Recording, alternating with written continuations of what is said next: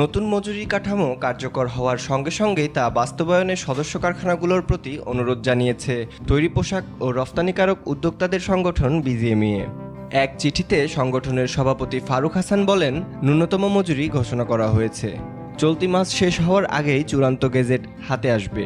এখন এটি বাস্তবায়ন চ্যালেঞ্জের পাশাপাশি দায়িত্ব। অনেকের পক্ষেই বাস্তবায়ন কঠিন হবে, তবুও কার্যকর হওয়ার সঙ্গে সঙ্গেই অবশ্যই বাস্তবায়নের জন্য নিজেদের কাছে প্রতিশ্রুতিবদ্ধ থাকতে হবে। BGMEA সভাপতি বলেন, মজুরি এবং সামগ্রিক ব্যয় বৃদ্ধি ব্যবসার একটি অংশ, তবে ভারসাম্য বজায় না রেখে শুধু একদিকে যাওয়া ঠিক হবে না, বরং বাড়তি ব্যয় পুষিয়ে নিতে গতানুগতিক ধারার বাইরেও চিন্তা করতে হবে। প্রতিযোগিতামূলক সক্ষমতা টেকসই করতে কৌশলগত বিনিয়োগ করতে হবে, আরও উদ্ভাবনী এবং বৈচিত্র্যময় হতে হবে। একই সঙ্গে সরবরাহ চেইনে ব্যাকওয়ার্ড লিঙ্কেজ এবং ফরওয়ার্ড লিঙ্কেজ আরও সুসংহত করার পরামর্শ দেন তিনি। নতুন মজুরি কাঠামোর কারণে পোশাকের বাড়তি দর দিতে ব্র্যান্ড ক্রেতাদের সম্মতির কথা জানিয়ে ফারুক হাসান বলেন, এটা খুবই আনন্দের বিষয় যে সব ব্র্যান্ডের প্রতিনিধিরা মজুরি বৃদ্ধির গুরুত্ব স্বীকার করেছেন এবং যুক্তিসঙ্গতভাবে দাম সমন্বয় করার আশ্বাস দিয়েছেন। অপ্রত্যাশিত শ্রম অসন্তোষের কারণে পোশাকের শিপমেন্ট অথবা অন্য কোনো ব্যবসায়িক প্রক্রিয়ায় বিলম্বের জন্য কারখানাগুলোকে জরিমানা না করার বিষয়ে আশ্বস্ত করেছেন। বিষয়টি বিবেচনায় রেখে ক্রেতাদের সঙ্গে আলোচনা এবং দর কষাকষি করতে কারখানা মালিকদের প্রতি অনুরোধ জানান তিনি।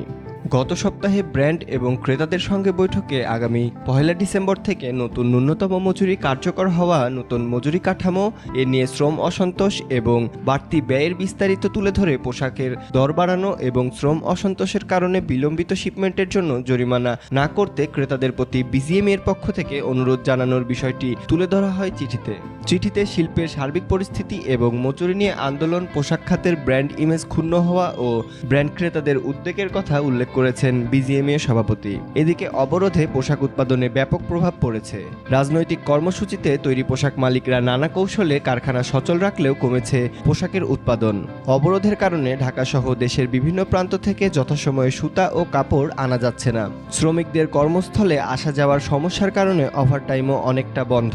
এ অবস্থায় কারখানা খোলার শিডিউল এগিয়ে এনেছেন অনেকেই। নাশকতার ঝুঁকিতে কাঁচামাল ও রপ্তানি পণ্য পরিবহনে ব্যয় বাড়ায় বেড়েছে খরচ।